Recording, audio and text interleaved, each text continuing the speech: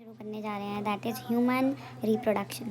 इस सीरीज़ में हम 11th और 12th के हर एक चैप्टर को एनसीईआरटी से लाइन टू लाइन पढ़ेंगे और एक एक लाइन को समझेंगे और इसमें से एक भी चीज़ ऐसी नहीं छोड़ेंगे कि जो हमसे क्वेश्चन में पूछ ली जाए। हम एक एक चीज़ कवर करेंगे यहाँ पे, ठीक है। तो पहले हम स्टार्ट करें 12th के फर्स्ट चैप्टर से, ह्यूमन रिप्रोडक्शन से। आगे आगे चल के सारे चैप्टर्स को कंप्लीट करेंगे एनसीईआरटी से लाइन बाय लाइन। ये मेरा वादा है कि इसके बाद अगर आप कोई क्वेश्चन करोगे तो वो ऐसा नहीं होगा कि तुम नहीं कर पा रहे हो। सारे क्वेश्चंस को यहाँ मैं कवर करते हुए चलूँगी, ठीक है। तो let's start without wasting any more time, let's start with our lecture. तो पहले हम स्टार्ट करें ह्यूमन रिप्रोडक्शन, ठीक है।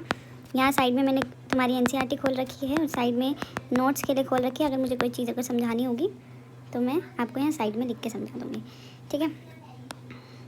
तो as you all aware, humans कैसे होते हैं? सेक्सुअली रिप्रोड्यूसिंग होते हैं, दो पेरेंट्स इन्वॉल्व होते हैं, ठीक है।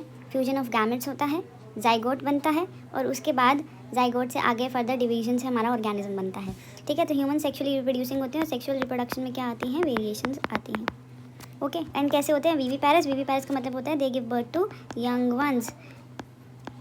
वंस को बर्थ देते हैं। अब जो अगर ह्यूमन के रिप्रोडक्टिव इवेंट्स की बात करें तो जो सबसे पहला इवेंट आता है उसके अंदर वो है गैमेटोजेनेसिस, जिसका मतलब होता है गैमेट्स का फॉर्मेशन। जैसे मेल्स में क्या बनेगा?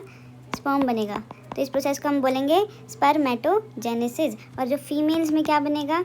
ओवा बनेगा, और उस प्रोसेस को हम क्या बोलेंगे? oogenesis। इन दोनों में मेल्स और फीमेल के रिप्रोडक्टिव इवेंट्स में रिमार्केबल डिफरेंस होता है कि जो मेल्स के अंदर होते हैं वो स्पर्म्स तो ऑल एज तक बनते रहेंगे, बट फीमेल में ओवा की फॉर प्रोडक्शन 50 ईयर्स के बाद सीज कर जाती है। Ceases after 50 years of age, menopause आ जाता है, ठीक है। उसके बाद क्या होगा? जो सेकंड स्टेप होता है वो इंसेमिनेशन होता है। इंसेमिनेशन का क्या मतलब है कि जो मेल में जो गैमेट बना है, जो स्पर्म बने हैं मेल में, वो कहाँ पे ट्रांसफ़र कर दिए जाएंगे? फीमेल जेनाइटल ट्रैक्ट में, और इस प्रोसेस को हम क्या बोलते हैं? इंसेमिनेशन बोलते हैं। थर्ड स्टेप में क्या होगा? इंसेमिनेशन होने के बाद जो सीमेन है, सीमेन के अंदर जो स्पर्म्स हैं वो फीमेल बॉडी में जा चुके हैं। जो स्पर्म है वो ओवा के साथ जाके फ्यूज़ हो जाएगा और हमारा क्या बन जाएगा? जाइगोट।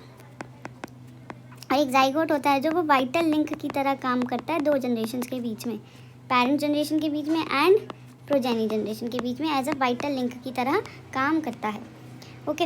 उसके बाद क्या होगा? अब आप ये देखिए, जाइगोट जो होता है वो सिंगल सेल का होता है और अपनी बॉडी में देखो बिलियंस ट्रिलियंस ऑफ सेल्स हैं। अब इस एक जाइगोट से कैसे बने होंगे? इसमें रिपीटेड माइटोटिक डिवीजन्स हुई होंगी। उन रिपीटेड माइटोटिक डिवीजन्स को हम क्लीवेज डिवीजन्स बोलते हैं। तो क्लीवेज डिवीजन हुई, 1 से 2 बने, 2 से 4 बने, 4 से 8, 8 से 16, ऐसे करते करते एक 32 सेल की स्टेज आती है जिसको हम बोलते हैं ब्लास्टोसिस्ट। तो अगला फोर्थ स्टेप क्या है? Formation and development of blastocyst. अब ब्लास्टोसिस्ट क्या करता है? यूट्रस की वॉल के साथ जाके अटैच हो जाता है, ठीक है। यूट्रस की जो, जैसे मान लो हमने एक छोटा सा डायग्राम बनाया है डिपिक्टिंग यूट्रस, तो ये एंडोमेट्रियम है इसकी, तो एंडोमेट्रियम के अंदर जाके अटैच हो जाएगा। जैसे आप कोई भी बीज बोते हो तो तुम पहले मिट्टी हटाते हो, उसके अंदर बीज डालते हो और सॉइल को ऊपर से कवर कर देते हो। वैसे ही जो ब्लास्टोसिस्ट है वो यूट्रस की अंदर वाली वॉल एंडोमेट्रियम को कोरोड करेगा, उसके अंदर एंटर करेगा और ऊपर से एंडोमेट्रियम दोबारा बन जाएगी। इस जो स्टेप को हम क्या बोलते हैं? इम्प्लांटेशन। इसमें जो यूट्रस की वॉल के साथ हमारा ब्लास्टोसिस्ट अटैच कर जाएगा। उसके बाद जब ये है ब्लास्टोसिस्ट में फर्दर डिवीजन होगी, गैस्ट्रुला बनेगा, जर्म्स लेयर बनेंगे, फिर उसके बाद ऑर्गन बनेंगे, सब कुछ चलेगा 9 मंथ्स। इस पीरियड को हम एम्ब्रियोनिक डेवलपमेंट या जेस्टेशनल पीरियड बोलते हैं, which last for 9 months in humans. उसके बाद जब फीटस फुली डेवलप हो जाएगा तो वो डिलीवर आउट हो जाएगा और उस प्रोसेस को हम बोलते हैं पार्चुरेशन, ठीक है। तो 6 स्टेप तो हमारा ये तो था इम्प्लांटेशन, 6 स्टेप हो गया जेस्टेशन एम्ब्रियोनिक डेवलपमेंट, और 7 स्टेप हो गया पार्चुरेशन, जिसके अंदर हो जाती है डिलीवरी, ठीक है। आई होप ये सातों इवेंट्स आपको क्लियर होंगे। ये मैं आपको बता चुकी हूँ, जो रिमार्केबल डिफरेंस होता है रिप्रोडक्टिव इवेंट्स में मेल्स में और फीमेल्स में। स्पर्म फॉर्मेशन होती है वो कंटिन्यू रहती है ओल्ड मैन में भी, बट जो ओवा की फॉर्मेशन है वो वुमेन में सीज कर जाती है 50 ईयर्स ऑफ एज तक। अब हम एग्जामिन करेंगे मेल और फीमेल रिप्रोडक्टिव सिस्टम को। पहला स्टेप तो वैसे हमारा गैमेटोजेनेसिस है, पर गैमेट्स बनने से पहले हमें पता होना चाहिए कि क्या मॉर्फोलॉजी, क्या एनाटमी है रिप्रोडक्टिव सिस्टम्स की, कौन कौन से स्ट्रक्चर्स इन्वॉल्व होते हैं गैमेट्स बनाने में। Then we will be more be able to understand that concept very easily कि कैसे बन रहे हैं। पहले हमें स्ट्रक्चर्स के बारे में पता होना चाहिए। तो हम स्टार्ट करेंगे मेल रिप्रोडक्टिव सिस्टम से। किससे स्टार्ट करेंगे? मेल रिप्रोडक्टिव सिस्टम से, ओके। तो जो मेल रिप्रोडक्टिव सिस्टम होता है वो पेल्विस रीजन में होता है। पेल्विस रीजन क्या होता है? जो लोअर एब्डोमिनल रीजन होता है उसको हम पेल्विक रीजन ही बोलते हैं, ठीक है। अब इसके अंदर जब मेल रिप्रोडक्टिव सिस्टम या फीमेल जिसकी भी बात करें तो उसमें हमने ऑर्गन्स को 2 पार्ट्स में डिवाइड कर रखा है, that is primary sex organs और दूसरे होते हैं हमारे पास secondary sex organs. Primary sex organ हम इसको किसी को क्यों बोलेंगे, किस वजह से हमने किसी भी ऑर्गन को प्राइमरी में डाल रखा, क्या क्राइटेरिया है प्राइमरी में आने का, दैट इज़ वो क्या होना चाहिए, गैमेट बनाना होना चाहिए उसको। जैसे मेल्स के केस में यहाँ पे क्या बनेगा, स्पर्म बनेगा, और फीमेल के केसेस में जहाँ पे एग बनेगा वो प्राइमरी होगा। और क्या बनाना चाहिए, मेल सेक्स हॉर्मोन्स बनाने चाहिए, जैसे कि टेस्टोस्टेरोन। अगर ये दो काम कर पा रहा है वो ऑर्गन तो हम उसको क्या बोलेंगे, प्राइमरी सेक्स ऑर्गन बोलेंगे। ठीक है। सेकेंडरी सेक्स ऑर्गन में सारी एसेसरी डक्ट्स आएंगी जो उन ऑर्गन्स उन स्पर्म्स को ट्रांसपोर्ट कर रही हैं, उसको स्टोर कर रही हैं। और क्या आएंगे, ग्लैंड्स आएंगे जो उसमें ऐसी सिक्रीशंस डाल रहे हैं जो स्पर्म्स को प्रोटेक्ट कर रहे हैं, उनको नरिशमेंट प्रोवाइड कर रहे हैं। और तीसरे एक्सटर्नल जेनिटेलिया आएंगे जो असिस्ट कर रहे हैं डिलीवरी को स्पर्म्स की into female body, external genitalia जिसके अंदर पेनिस और स्क्रोटम आएगा। तब यहाँ से देखते हैं इसके अंदर क्या आएगी, पैर ऑफ टेस्टिस। अच्छा, टेस्टिस अगर सिंगुलर होती है तो हम इसको IS लिखते हैं, अगर प्लूरल होगी तो ES लिखेंगे। अलॉन्ग विद उसमें एसेसरी डक्ट्स होंगे, ग्लैंड्स होंगे और एक्सटर्नल जेनिटेलिया होंगे। तो टेस्टिस तो हमारा प्राइमरी सेक्स ऑर्गन है, बट एसेसरी डक्ट्स, ग्लैंड्स और external genitalia are secondary sex organ. ठीक है। अब जो टेस्टिस होती हैं, बचपन से तुम पढ़ते आ रहे हो कि जो टेस्टिस होती हैं आउटसाइड द एब्डोमिनल कैविटी होती है into a pouch like structure जिसको हम कहते हैं स्क्रोटम। ठीक है। तो जो testis are situated outside the abdominal cavity within a pouch जिसको हम क्या बोलते हैं, स्क्रोटम। ये क्या रीज़न है कि उसको बॉडी से बाहर फेंक दिया, मतलब रखी हुई है इसको, क्योंकि जो स्पर्म प्रोडक्शन है, स्पर्मेटोजेनेसिस है, उसको टेम्परेचर क्या चाहिए होता है, लो टेम्परेचर चाहिए होता है बॉडी के कंपैरिजन में, that is 2 to 2.5 degree Celsius body के कंपैरिजन में टेम्परेचर कम चाहिए होता है। ठीक है। वैसे अगर मैं आपको थोड़ा सा एक्स्ट्रा बताऊं, जो टेस्टिस होती है उसकी जो फॉर्मेशन होती है वो बॉडी के अंदर ही होती है, टेस्टिस फॉर्म होते हैं एब्डोमेन में। पर जो 7th मंथ होता है जेस्टेशन का, 7th मंथ, वो टेस्टोस्टेरोन के इन्फ्लुएंस में जो टेस्टिस है वो डिसेंड कर जाती है into scrotum via a canal जिसका क्या नाम होता है, इंग्विनल कैनाल। जैसे मान लो ये एब्डोमेन है, ये नीचे टेस्टिस है। ठीक है। तो यहाँ पे ये जो कैनाल है, ये जो कैनाल जिसके थ्रू नीचे आएंगे, इस कैनाल को हम इंग्विनल कैनाल बोलते हैं। ठीक है। अगर हम शेप देखें, साइज़ देखें, तो जो अडल्ट के अंदर में हर एक टेस्टिस जो शेप होती है वो ओवल होती है शेप में, और उसकी जो लेंथ होती है वो 4 से 5 सेंटीमीटर होती है, और विड्थ होती है वो 2 से 3 सेंटीमीटर होती है। ये जो शेप साइज़ है इनको बहुत अच्छे से याद रखना क्योंकि इससे क्वेश्चन आते हैं, इससे स्टेटमेंट वाइज क्वेश्चन आते हैं और इन डाटा को थोड़ा सा गलत कर देते हैं। तो इसमें बहुत ईजी याद करना, 2, 3, 4, 5 ऐसे ही है। जो टेस्टिस होती है वो एक डेंस कवरिंग से, अब हमारी बॉडी के मेजर ऑर्गन है सबके अराउंड कवरिंग होती है उनको प्रोटेक्ट करने के लिए। तो ये भी जो टेस्टिस है वो भी एक डेंस कवरिंग से सराउंडेड है, जो वाइट फाइबर्स कनेक्टिव टिश्यू की बनी होती है, कोलाजन फाइबर्स होते हैं उसमें। ठीक है। अब ये देखो, ये अगर हम टेस्टिस का स्ट्रक्चर बनाएं, ये तो हो गया इसका डेंस कैप्सूल बाहर का। ठीक है। ये हो गया कैप्सूल। अब ये जो डेंस कैप्सूल होता है ये अंदर की तरफ एक्सटेंड कर देता है। इस कैप्सूल का नाम होता है ट्यूनिका एल्बुजिनिया। ठीक है। अभी जो कैप्सूल होता है वो अंदर की तरफ एक्सटेंड कर जाता है और टेस्टिस को छोटे छोटे कंपार्टमेंट्स में डिवाइड कर दिया। हमने तो थोड़े बनाए हैं, अगर हम एक्चुअल में देखें तो एक टेस्टिस के अंदर कितने होते हैं, 250 कंपार्टमेंट्स होते हैं, और उन कंपार्टमेंट्स को हम टेस्टिकुलर लोब्यूल्स भी बोल देते हैं।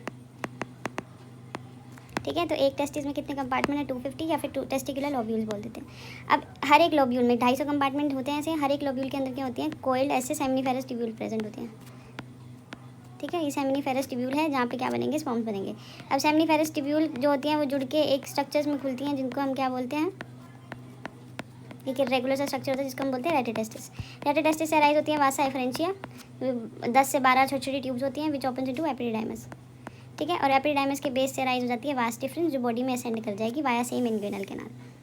यहाँ पे थोड़ा सा स्ट्रक्चर देखो, ये टेस्टिकुलर लोब्यूल्स बने हुए हैं, ये टेस्टिकुलर लोब्यूल्स हैं, इसके अंदर कोइल्ड क्या है, सेमिनिफेरस ट्यूब्यूल है। सेमिनिफेरस ट्यूब्यूल जुड़ के किसमें खुल रही है हमारी, ये रेटिटेस्टिस में विच इज़ एसेसरी डक्ट, और फिर वहाँ से वासा एफरेंशिया स्पर्म्स को बाहर लेके जा रही है into a coiled structure, this is epididymis. और एपिडिडाइमस के बेस से क्या ओरिजिनेट हो गई है हमारी वास डिफरेंस। ठीक है। देखो अभी तक हमने क्या पढ़ा है कि जो टेस्टिस होती है वो कहाँ प्रेजेंट होती है, पेल्विक रीजन में होती है। कुछ ऑर्गन्स प्राइमरी है, कुछ ऑर्गन सेकेंडरी है, डिपेंडिंग कि कहाँ पे हार्मोन बन रहा है, कहाँ पे गैमेट बन रहा है और कहाँ कौन कौन से पार्ट्स उसको ट्रांसपोर्ट कर रहे हैं। तो प्राइमरी सेक्स ऑर्गन में टेस्टिस है जहाँ पे हमारा क्या बन रहा है, गैमेट बन रहा है और मेल सेक्स हार्मोन बन रहे हैं। और सेकेंडरी सेक्स ऑर्गन में एसेसरी डक्ट्स, ग्लैंड्स और एक्सटर्नल जेनिटेलिया आ जाते हैं। जो टेस्टिस होती है वो outside the abdominal cavity present होती है विद इन अ पाउच जिसको हम स्क्रोटम बोलते हैं। क्या रीजन है outside the body extra abdominal होने का, जो स्पर्म प्रोडक्शन है उसको 2 से 2.5 डिग्री सेल्सियस कम चाहिए होता है बॉडी टेम्परेचर से। और अगर शेप की बात करें तो ओवल होती है, 4 से 5 सेंटीमीटर इसकी लेंथ है, 2 to 3 सेंटीमीटर इसकी विड्थ है। जो टेस्टिस होती है वो आउटसाइड कैसे कवर होती है, एक डेंस कवरिंग से जिसको हम नाम दे देते हैं ट्यूनिका एल्बुजिनिया, और वो अंदर की तरफ एक्सटेंड कर जाती है और टेस्टिस को डिवाइड कर देती है इनटू 250 कंपार्टमेंट्स या फिर लोब्यूल्स, जिसको हम टेस्टिकुलर लोब्यूल्स भी कह रहे हैं। अब एक लोब्यूल में अगर 250 आपके पास कंपार्टमेंट है तो एक कंपार्टमेंट या एक लोब्यूल में कितनी सेमिनिफेरस ट्यूब्यूल होंगी, 1 से लेकर 3।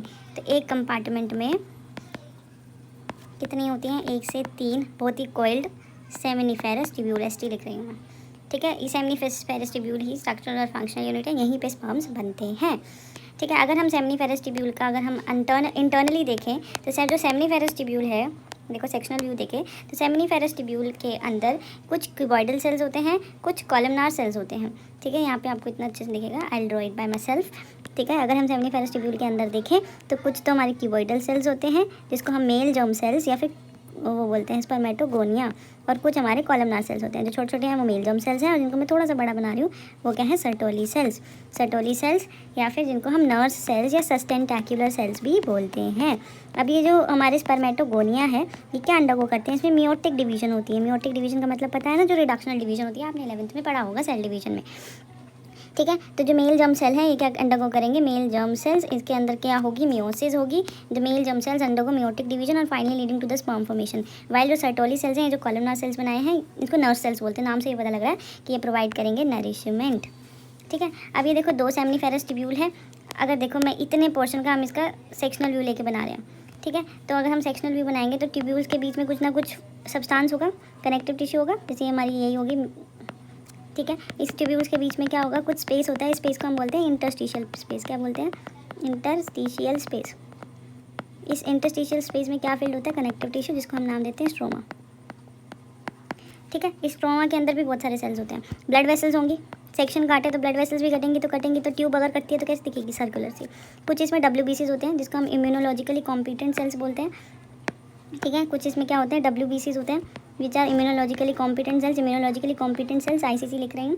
और कुछ इसका एंडोक्राइन टिश्यू होता है, एंडोक्राइन टिश्यू जो क्या बनाएगा, हार्मोन। तो इसमें कौन से सेल्स होते हैं, लेडिक सेल्स का दूसरा नाम क्या है, इंटरस्टिशियल सेल्स। ये क्या प्रोड्यूस करते हैं, टेस्टिकुलर एंड्रोजन्स को। एंड्रोजन्स क्या होते हैं, मेल सेक्स हार्मोन्स, ठीक है। देखो the region outside the seminiferous tubule, उसको हम इंटरस्टिशियल स्पेस बोलते हैं या फिर इंटरट्यूबुलर स्पेस भी बोलेंगे, जो ट्यूब्यूल्स के बीच में है।